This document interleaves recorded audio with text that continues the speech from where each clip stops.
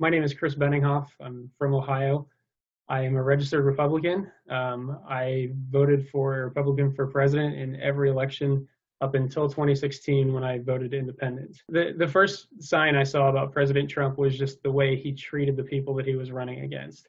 So he bullied them. He made up lies about them. I mean, just the stuff that you know about him, about being accused of 22 sexual assaults. The video that came out saying when you're a star, you can just grab women by the, P word.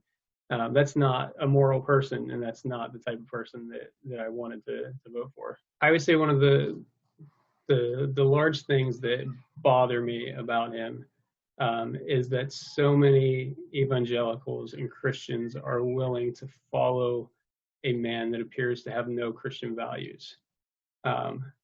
And the fact that he was willing to tear gas and shoot rubber bullets at peaceful protesters so he could walk over to a church and take a picture of a Bible that wasn't his, that he held upside down, the fact that he doesn't go to church, the fact that his own niece said the only time he's ever gone to church is to take photo ops, just tells me everything I need to know about him. And it blows my mind that so many evangelicals and so many Christians can get behind a man who appears to have no moral character. I had hope that when he became president, that kind of what he was doing initially was an act, was just kind of to try and manipulate people to vote for him.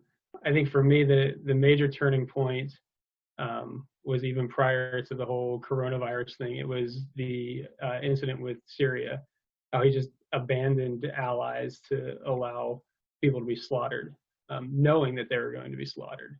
And to me, somebody who was so callous with human life, it's no surprise to me the way he's treated the coronavirus. The scary thing to me about the fact that he put the idea out there of delaying the election is that that seems to be the first step in wanting to do anything, right? You put an idea out there. And typically I wouldn't really think twice about it. I have lots of friends and family members that are conservatives and Republicans. And they had this idea that Barack Obama was going to try and extend his term beyond 8 years. And I never saw signs that that's what he was going to do. But with President Trump, I see him putting people in powerful positions that allow him to do things that he should not be able to do. I will be voting for Joe Biden in 2020. And the reason is Joe Biden is somebody that at least appears to care about other people. He appears to be somebody who's stable enough to continue these relations that we have with our allies. I've read his plan to deal with the coronavirus, and at this point, we're 6 months into it. 155,000 people who've died, and there's still no plan coming from the White House, no federal plan on how to deal with it, which again speaks to me that Donald Trump only cares about himself.